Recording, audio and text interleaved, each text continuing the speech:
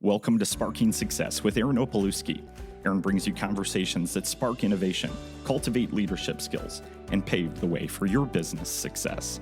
In each episode, we delve into the dynamic world of business and leadership, exploring strategies, insights, and success stories that fuel your professional journey. Hey everybody, welcome back to Sparking Success with Aaron Opalewski. My name is EJ and I'm your host, and I'm joined by my good friend Aaron. Aaron, how you doing today, man? Great, man.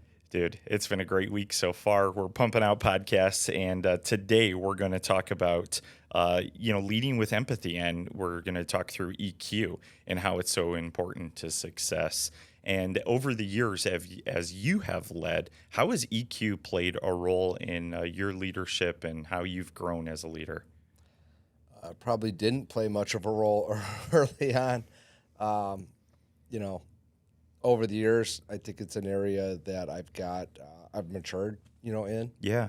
I think that would be how I would explain it. Okay. I've developed some perspectives through mistakes and errors and situations that I both could have handled better and I wish I handled better. Got it. Fortunately, there was a lot of other things that I was good at early on in the process, and I think it's just because you're not strong in an area, like as a leader, I'm big on like, hey, work with someone's strengths and help them kind of like, don't put them in the wrong seat. Yeah. Or set them up for Yeah. failure. But one of the challenging things, in my opinion, on being a leader is that that's not really the case. Like a couple things are true. Like you can hire and you should hire for your weaknesses. Like figure out where other people are better and do that. But in a lot of areas, or where it comes to things around leadership, like you're going to have to evolve and grow and get better if you're going to ascend as a leader. Yeah. Or you have to get really, this hasn't been my experience because I haven't completely like recruited myself out of, operating in the day-to-day. But I guess that would be your way out of that if you just truly couldn't come along. But I think, if you're going to stay in your business, be a part of it, become a leader, CEO, president, whatever it is, you're going to, as your team grows and you get more people, you're going to have to improve that way. Yeah. So, I got a long way to go on this as well. But I definitely can see improvement over, a span of 15 years of having the blessing to, employ other people. Yeah. So how would you define EQ in leadership roles? How would I define it? I mean, that's a good question. When I think about it, I think about early on how I would just kind of bowl through situations. Yeah. And just put my head down and work and run through a wall, and that there were some good things about that, right? Mm-hmm. And even in the initial stages of having a team where you're like hip to hip doing stuff every day, and I may have been weak on a lot of that stuff. Okay. But I was good at recruiting. I was good at sales. I did want to help other people get good too and grow. Like one that was incentivized within, that's what would help the company grow. But like I've always loved what we've done, and I've been passionate about it in a way that's like, hey, like I learned this and it's changed my life, and I would love nothing more than to help other people with that and have it be the same thing for them, right? So that was there. That's a good kind of like foundational thing. Yeah. But I would just kind of run through a wall. And so you kind of bulldoze your way through things, even with people, to get them done.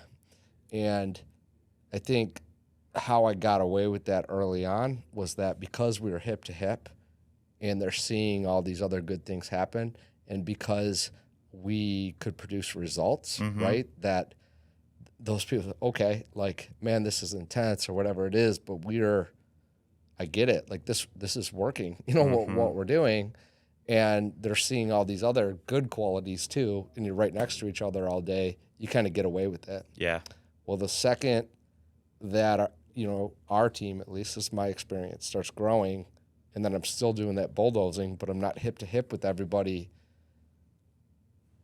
It starts to erode so many different things. Yeah. And then that was going to have to evolve to go to the next level. And that was really all on me and something I had to learn over a period of time. So I think about, like, when you want me to define it, it's like, I don't know how to define it, but I definitely think you have to start to think about, how you act, your words, how you approach people, how you approach conversations, and start understanding that there's consequences to your words and how you act. And there's good ways to do things, and there's ways that just are not productive. Even if your ultimate intentions are good, it can almost be like self-destructive. Yeah, I hear you. Sorry if that's not specific. No, it is, and I'll try and frame it up here a little bit as I host. I hear you saying that as you were walking alongside of people, you really took the time as you grew in your EQ to understand people, as well as empathize with people with different things that are happening in their lives and your life, and that made you a better leader. Yeah, I think, things that I got away with early on, because people, like, you can be tough on people, and if you're helping them get results and they see you putting in, it's not about the hours, it's about the results. But when they see you, they're before them, they're after them, 16, 20 hours a day, like, nonstop, consistent, like, holy crap, like, this person's, like, they're going to do these things that they're saying. Like, you have enough of a track record with those people where they're like, man, this person's tough, but there's a lot of fairness to them, and, like, they're helping me get better and I'm learning. Well, you get 1 year outside of that, and, people aren't seeing all that stuff, right? And it's like, okay, now you're overbearing, you're an asshole, you're a jerk, just all these things that, like, hey, both can be true. Like, you might, in a lot of those instances, maybe you are acting abrasive or a jerk or whatever, but, like, you're not getting as much time with that person, so the relationship is different. And not that that's a free pass to be an ass to everybody, right? But you're also depositing all this good stuff into them, and it works if you can produce results, or it did. I would still do it differently now, but it was effective. You get to that next layer, and you don't have as much time, and then maybe you're coming in and bulldozing it even more because things aren't being done as well, and you, because you can't hear every conversation, and some of, like, the quality or service levels or execution is slipping, you're probably even more frustrated. For me, that was my experience. Yeah. Then you're probably coming in even more so, and you're also in a situation where, because you can't do it hip to hip anymore, or you don't have that set up and figured out, now there's not as many results on the other side, or the results are getting diluted. And so now these things are out of balance because the results aren't necessarily as good. The proximity and time and the deposits of the good isn't there. Yeah. And if anything, maybe these frustration, points are getting higher. And, it wasn't until I realized that the only person's problem was, or the one that that was me. So it started affecting your decision making as you're. Yeah, I failed to understand that I had to evolve as a leader, and that, like, this hand that I would play and, like, how I would go about that. Yeah.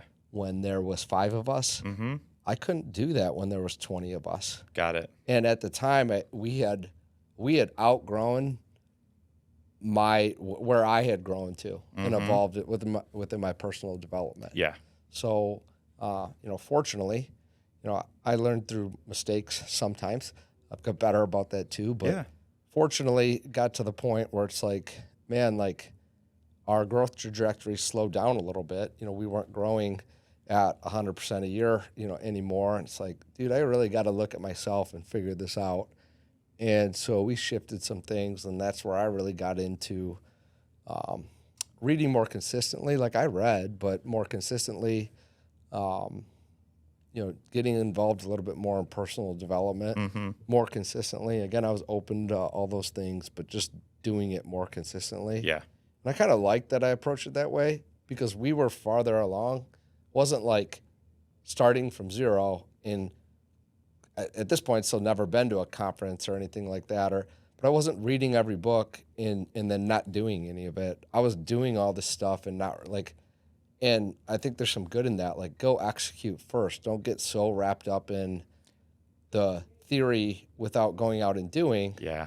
And I took that to an extent, and I definitely outgrew where I was at, personally within my development, and I needed to fix that. And I did over a period of time, and it helped us, then continue to grow. And it definitely wasn't all me because it was about really setting up and building a better atmosphere to where a team could thrive, not just like a group of like 4 or 5 people. Yeah. And that started making those decisions, thinking about other people down into the second or third tier, let's call it, of decisions, better for them, better for you. I would say that part came in like my next learning loop of that. Okay. So it starts with like how to operate. Yeah. I think and like, man, like, dude, you got to have some general awareness that you can't be the bull in a china shop on everything. And these people don't even know you as well as like, your initial 4 other people in the organization that were next to you every day. Right. Like you gotta understand and change your approach. You gotta, make sure people are in the right roles. You didn't just promote people to promote them, and because it was fun or exciting, or you saw some potential in them, and you thought like, you gotta reassess all that. So it was, you get that fixed. What you're saying, we get to like the next loop, because we grew quite a bit, just from that again. Yeah. And you get more people on your team and it gets more complex. And, when more people are on the team, you want to,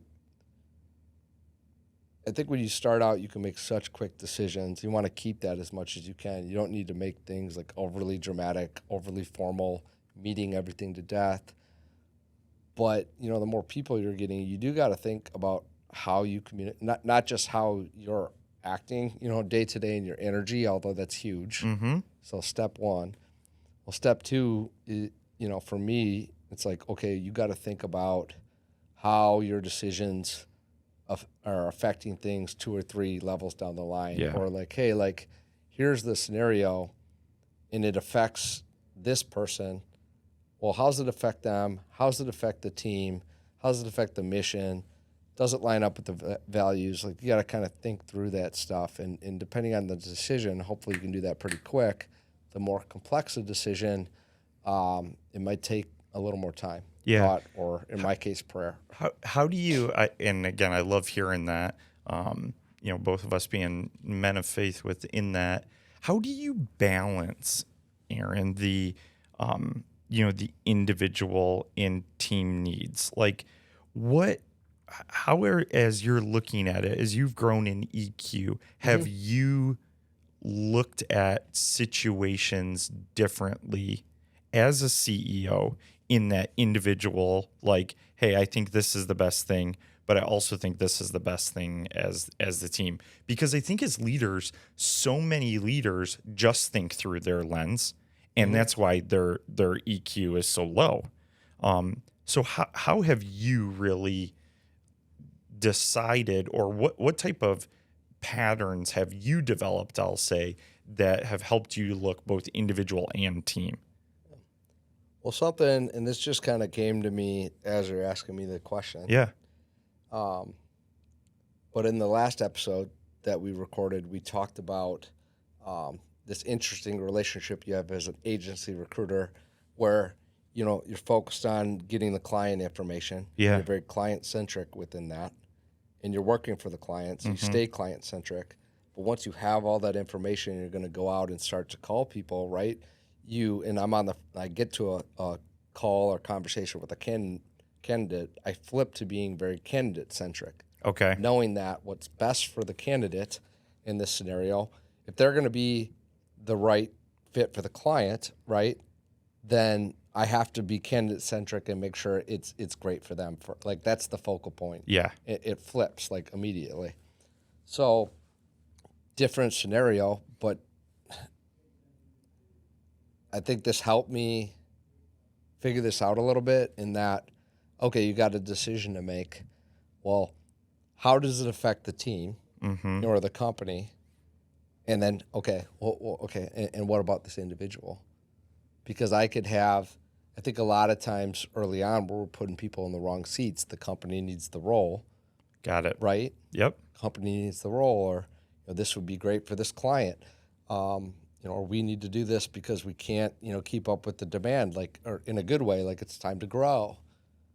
Well, who do we got? Who's the best available? And when you're growing organically, the reality is who you have for some of those roles may not be the best fit down the line. Or you may make some hiring mistakes, whatever. Well, when you're focused on just like the company side, it's like, it's almost like you can get in the mistake zone of like, well, let's just fill the role. Got it. Like fill the slot. Fill the slot. Yeah. Okay. Well, I would say when that's happening, who's ever making those decisions is struggling with a little bit is you do want to look at that and understand strategically what you're trying to accomplish, or from a staffing standpoint, what roles you're trying to fill. Great. Well, what you also need to understand it is further down the line, if you just fill those slots and you fill them with the wrong people, probably going to have issues with those clients. They're not going to be serviced right. Probably going to have culture issues because you're filling slots. Do they match your core values, your culture? You're probably going to have issues where you set people up to fail because did they actually have the unique skill sets or characteristics needed to do that role, or did you choose to put them in a bad position by putting them in that role? And it's because we didn't make this flip. And this flip would be, okay, yes, we need to do these things strategically. This is what I have, in front of me. Here's who we have organically. Here's who we have coming through interview-wise. Okay, what's up with this person? Yeah. How are they? Do they have the skill set? Are they capable of doing it? Do they want to do it? What kind of career path do they want? Does this sound familiar to the last episode? Oh, yeah. Okay. Do they match, the culture? Like, is this spot going to be good for them? Yeah. What does this look like for them? Am I setting them up for success? So it's toggling to everything about them and making sure we're not setting them up for failure, setting them up to thrive, knowing that, like, nothing about it's going to be easy. It's still going to be hard, but is this in line with what they should be doing? Yeah. Or are they way outside of the scope of what they're skilled at? I wouldn't advise doing that. So the better I do that and then toggle between the both, what's best for this person? Does this match strategically what we have going on, the mission, the values? Because I could have someone that does match. Here's another thing that we struggled with. Here's this person that can bring X amount of revenue into the company. Mm-hmm. This would be important for somebody out there. At least one person can save a lot of time, money, effort, lots of other things probably too. But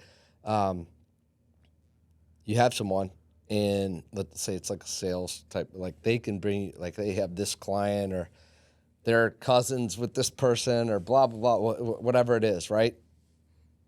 And you base your whole hire off that. Yeah. This revenue that they can bring into the company.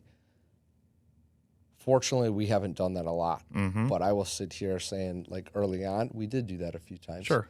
And I think there was a buzz around some of our growth initially when we were like a new company on the street, around here, and we were growing fast, and we were aggressively hiring. Yeah. And I wanted to see that continue for good reasons, right? But we'd get into some of these conversations, and I remember some of these decisions, and we would say, there would be this client relationship that this person could bring in and say, we'd still talk to them about other stuff, but like the decision was based off that. We didn't really screen for all these other things that we now screen for relating to characteristics, culture, and core values, because we were so focused on the revenue that was going to add to the company. Yeah. And I'll sit here before you today telling you every one of those situations where we cut corners, and that's what I would call it, that we cut corners.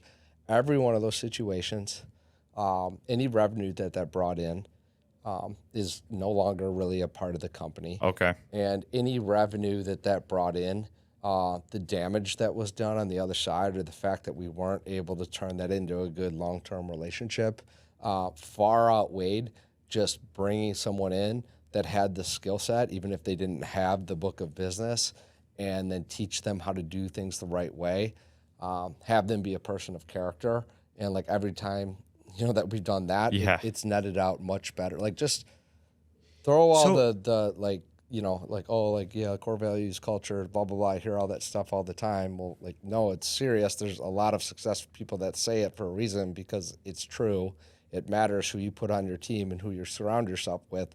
But let me just give you some tangible reasons real quick. I'm just telling you that pure mathematically, long term, it's worked out much better when we operate that way than when we look at someone and say, oh, like you could add $2 million in revenue like within 6 months.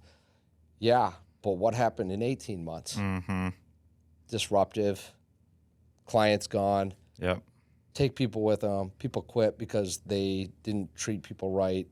And again, like we were fortunate to figure that out within our first couple of years of business. Mm-hmm. I still wish we would have that would have got through sooner. Yeah. Especially once we were, we had set the foundation for some of those things. Mm-hmm. And, I think there's a maturity process to that, but we had started down that path, but we, kind of get tempted with these like big these situations. It's like, well, let's give it a shot. And like just a couple more years of perspective on that and maturing and understanding how important it is to live by a set of values. And I just wish that would have clicked sooner. Yeah. Probably would have saved some people that could have been great within our organization. Okay. And would have saved us some situations where we probably weren't looked favorable at with some clients, and that pains me, thinking about that. I don't want it to be that way. And some of those situations we've gone back and worked it out with those people. Sure. There's not a ton, but even one is too much for me. Yeah. I've heard over the years, Aaron, that when people hire or they're looking for people within their team, they kind of look at it in 3 buckets. The first bucket being, what a lot of organizations would call CQ, or what's the cultural qualities that they bring in. Do they meet that cultural fit? They look at IQ, right? Like, what are they bringing to the table? Can they do the job? That type of thing. And then they look at EQ, or how they're, going to treat other people. Are they able to have that empathy with people? Are they able to work with people? And we didn't discuss this in our, our pre-show planning. So my apologies there. Just like you said earlier, it just came to my head. If those were the 3 buckets, right? Like, are they the cultural fit? Do they have the intelligence or like the opportunity to do the job? And do they have the EQ? Would you be able to assign, as you're looking at hiring people, where you would break up those percentages? Or maybe that's even changed over the years? I'm putting you on the spot. Yeah, I know. I can just answer honestly, so I don't really look at it like in those 3 buckets. Okay. Because it's hard for me to. People are going to say what they're going to say. Yeah. So I'm looking for characteristics where people aren't perfect. Yeah. I'm not perfect. You're not perfect. I'm looking for more, and we hire a lot of people that are young professionals with the first job. Yep. We hire some other people too, and maybe you can kind of assess that through the way people answer things about their past employer or achievements. Okay, let's go there for a minute. Let's say it's an experienced role. Okay. And you're asking them questions about their achievements, and they're answering everything in like an I or me statement. Mm-hmm. Like it was all like, okay, like we'll dig in on that a little bit more, but I don't have to dig in too much farther to feel like the EQ is low. Here's an example. because most likely, especially when we're talking about bigger numbers, and a lot of people that like to kind of do some of that stuff, they're generally throwing out these big numbers. Right. And again, it's an ego thing, but man is like, you just sound stupid, when and I was responsible for $10 million in revenue. Yeah. Oh, awesome. Right. You were responsible. Tell me more about that. Right. Okay. Walk me through the process. What does that project look like? Yep. Where was the project at? What was the scope of the project? What were you guys doing? Yeah. Oh, how many people were involved with that? Oh, 50? Oh, but you did it all? Right. Like, I'm not going to say that part of it. But Yeah, I'm just gonna, But that's what you're thinking. And it depends, they're probably having a better shot with me. Or the worst is when you've heard that a couple times and I just stop digging and it's like, okay, like we kind of see what we got it. Yeah, we get it. If someone's coming in if we did hire someone at a higher level, my expectations on where their EQ level would be higher. Like if we were considering them leading others or something like that, like because you have to take others, maybe I guess I'll use the word feelings. Like I'm not like so hypersensitive. Like some people just need to toughen up a little bit. Yeah. But you have to you got to serve your people. Yep. You got to put your people first. You got to be thinking about them. You got to protect them. You got to protect the mission. And if you're coming in a leadership role and like something, an example, and everything's about you, I've heard all I need to hear. Yeah. You're not my person. Mm-hmm. Even if you throw out some big numbers Right. and stuff like that, you're probably going to be really disruptive. Yeah.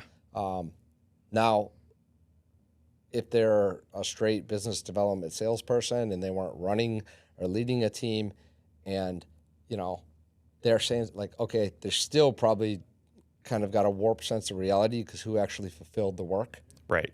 And what would be best. But, okay, and we don't hire our business development reps like this. We build them from the ground up and grow them organically. Mm-hmm. But just if we were, like, okay, you might be able to, like, because of the seat and the role and the characteristics needed and the fact that they're not managing or leading other people, okay, we got to ask some more questions because maybe that person could get away with that if they match in other ways. But you definitely tracking. You definitely, at minimum, have ego to manage. Yeah. In somewhat. Yeah. Or some way, shape, or form. But the person that inversely comes in and they know their numbers and they drop some of that stuff, but they're confident enough to acknowledge all the other people, that speaks a ton of volume about them too. Mm-hmm. Okay, back to the entry level person though. Yeah. Not really looking for where they're. I'm expecting lower IQ. What I need to see is that someone's hungry. Yep. They want to grow. Yep. That they come off coachable. Yeah. Like show me some examples where they're coachable. Yep. Because if they have that, that's the foundation that I'm looking for. Yeah. You don't need to be perfect. You don't even need to be good in this. But do you have some characteristics that show that you can be coachable to learn what we're doing and hopefully help you continue to build good character? Even right down to like, I was just talking this week to someone that left, and it was pretty bad when they left. Okay. I'll give you the short version. Sure. Unless you don't want to hear it. No, I want to hear it. I love your personal anecdotes and your stories, so I definitely want to hear it. So this was a person that we hired like right out of high school. Like Okay. They're 18. Yep. So they came in an internship. They ascended a little bit. They're with us for about 2.5 years. Mm-hmm. We reload them to another part of the country when we were... Did you say reload? Like relocated? I thought you said we reloaded them. I'm like, No, I've never heard us say that. What's that mean? So we relocated them to another part of the country, and it was when we were on a decent... We had offices around or some more offices around the country. Yep. So pre-COVID. So this is a while ago. Yeah. And it just didn't go well. Within a month, they were gone. They were doing something else well. We were paying them. The office down there was left a disaster. So anyways, this person and I end up on the phone this week, and we had a really good conversation. It was crazy to think that they started like 8 years ago. Right. Because they were like a baby. Yeah. A lot changes in that. Like, so I won't get into every detail, but I'll tell you that I appreciated. I mean, one, there was an apology, which I appreciated. Yep. And there was some talk about some things they didn't understand then that they were frustrated with or disagreed with, and they can see now from some more perspective that it was me trying to like coach them and help them show some accountability on some things that needed to change, and not like completely skirting tough conversations. And they just have a different perspective on that now. So, this person, much like me, like over the years, you start to see some of this stuff and where maybe you made some mistakes. So, it was an interesting convo, and it's just an example, right? Okay, if you're hiring someone right out of, like, are they going to have all this maturity and like, are they going to have it all figured out? No, but are they coachable? Do they have the opportunity to? Yeah. And so, because you don't, one of my favorite like little one-liners is people don't come assembled, you have to build them. And I really, I know that was true for me. It continues to be true for me. Yeah. I think it's true for everybody if you want to continue to grow and improve. But you can't do that if someone isn't coachable or they don't want to learn. Yeah. Like, that's the part, like, I can't, what can you do? You there's not much. No. So that's what I'm looking for with most of our organic hires, right? Is just the ability to, can we mold them into what that looks like here and what we want to embody. If we can, we got something to work with. Yep. So. Yeah, I love that perspective, and I love hearing the aspect too of like hey, this one turned around. I don't know, however many years ago, if you were expecting it to turn around. I'm sure, as a man of faith, you were thinking in your head, man, I hope this guy or this gal changes some. It's crazy to think that was almost 5, because that was pre-COVID. Yeah. So when that all happened, I think that was literally February of 2020, so wow. About 4 years ago. But him and I were just laughing because, like, when he started with us 8 years ago, and I'm like, holy crap, this does not feel like 8 years ago. So, and like, because he started as an intern, like, I'm like thinking of him, and he's still young, right? But like, I'm thinking of him, this kid, and I'm having this conversation with him. I think we talked about this in an update recently, like, and who knows what the future holds? Maybe we'll do something together again. Yeah. Like, that's how those things start. Right. Like, just conversations. And it wasn't that, like, we just talked. But, we were talking in our update, and, one of our alumni, we'll call them, was pitching on Shark Tank for a product that she's starting to sell. And, right. She's doing a good job on TikTok. And it's just like, that's, although we want to have an environment, and we do have an environment, and I value so much our people that have been loyal, stuck with this, and go look at all our senior level people, our equity partners. Yeah. Most of them embody that. Yeah. We have brought some people in or recruited some people as well, but most of them embody being here long term, being committed to the mission, being a version of everything we just said around coachability and wanting to grow, and they've achieved a lot of cool things. Yeah. And we're just getting started. But, not everybody, this isn't just like everywhere. Like, hey, probably 50% of current workforce, this will be more of a job for or a season in their life. Yep. I'll do anything I can to keep squeezing out more percents to be long-term. Yeah. Hence our synthetic equity program, our entrepreneurial compensation across every role, our ability to earn, equity partnership or have that. Like, I'll do everything possible. Yeah. But the reality is, some people are still going to go on and do other things. They're just going to be on a different journey. Right. And one of the things I'm proud, even though it's hard for me when people leave. Yeah. I'm proud of the fact, especially a couple years later, to have conversations with someone like this who can look back on things that we did and some conversations that were tough or they didn't agree with, or maybe even part of why what happened, but they can look at it now and say, hey, thanks for pushing me like that. It's actually helped shape who I am. Right. Or have, our alumni on Shark Tank, and, I'm on the phone with her before she's pitching. She's calling me and saying, hey, like, she could have called other people, Sure. but like, hey, like, would you help me kind of go through this? And then like get with me after and be like, man, thanks for taking that time with me. This was actually really good. That, this helped a lot. This was great. I knew this number and I had this dialed in. Yeah. And it's just like, how cool is that? Because, our purpose is to help people grow. Mm-hmm. And yes, we want that to be here. Yeah. I desire that. Like, there's not many more things that I desire than that, because we need a great team to go out and achieve the mission that we're on. But it's pretty cool to see people within our tree going out and doing other good things as well. Yeah. And coming back and say, you know what, I learned a lot in my time. Right. Because if someone's not going to be here forever, knowing that, okay, if that is percentage-wise 50%, or maybe we squeeze out a couple percent better, but the goal is everybody. That's probably an unattainable goal, but that as many people as possible learn things, grow here. You're inching them towards that. Well, they're learning things that they're going to apply in other parts of their life. Right. Professionally, and hopefully, I look at it like a lot of the stuff that we preach, even if like, hey, like, are you living that at home? Like, you should be living it everywhere. Yeah. So, it's funny you say that. If you're listening today and you haven't gone back and listened to the episodes on core values and mission and vision and stuff like that Aaron's talked about, I challenge you to, because I find it with my kids now.